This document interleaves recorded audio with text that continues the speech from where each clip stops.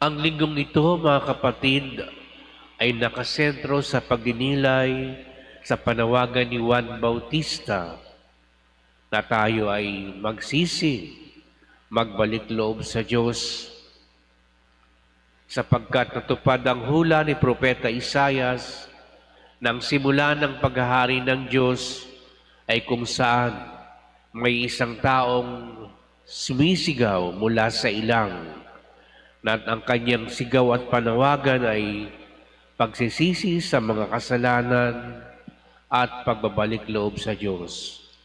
Kaya tayong lahat ay inaanyayahan sa pamamagitan ng mabuting balitang ito na pumunta rin sa ilang. Ano ba ang gagawin natin sa ilang, mga kapatid?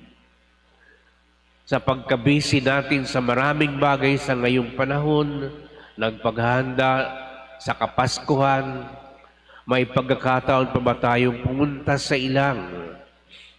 Sapagkat sa ilang, karaniwan ay ito ang lugar, sitwasyon, na wala tayong pwedeng masandalan. Tulad ng pagpunta ni Jesucristo sa ilang, na doon ay 40 araw siyang nanatili, nag-ayuno at nanalangin. At ganito rin ang ginawa ni Juan Bautista. Nandoon siya sa ilang upang ihanda ang kanyang sarili, sapagkat siya ang kinatawan at mangunguna sa pagpapahayag ng pagdating ng Panginoong Jesucristo. Kaya paano niya maipapahayag ang pagsisisi at pagbabalik loob sa Diyos kung siya mismo ay hindi naghanda ng kanyang sarili? Kaya ang buong panahon na doon nagtumira si Juan Bautista, na nag-aayuno rin, nananalangin, sabi nga ng Ebanghelyo, ang kanyang pagkain ay balang at pulot-pukyutan.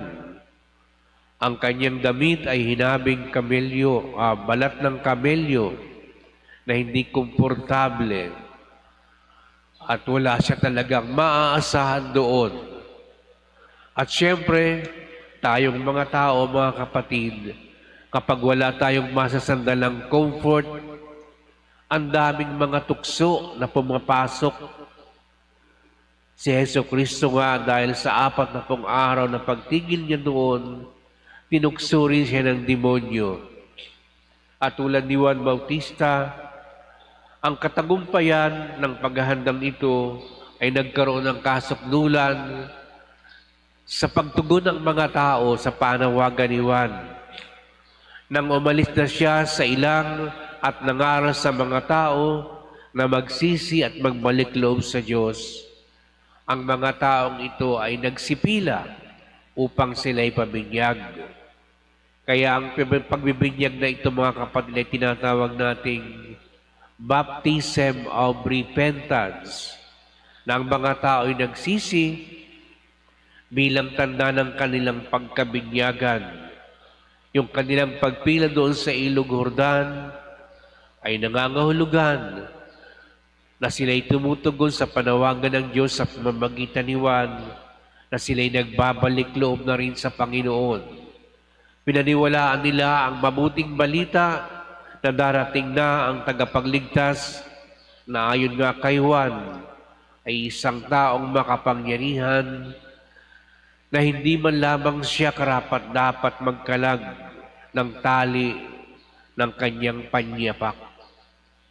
At sa diwang ito, mga kapatid, sinindihan natin ang ikalawang kandila na ito upang ipahayag din natin na ang ating liwanag sa pagsisisi at pagbabalik loob sa Diyos ay walang iba kundi ang panawagan ni Juan. Noong Martes ay natapos na tayo sa Kumpisalang Bayan, pero hindi pa naman natatapos ang ating pagbabalik loob. Pwede pa rin tayong magbalik loob at magsisi. Puntahan ang ilang na mga bahagi ng ating buhay, sapagkat yun nga, mga kapatid, ang magiging sagabal upang matanggap natin sa ating kalooban ang Panginoon.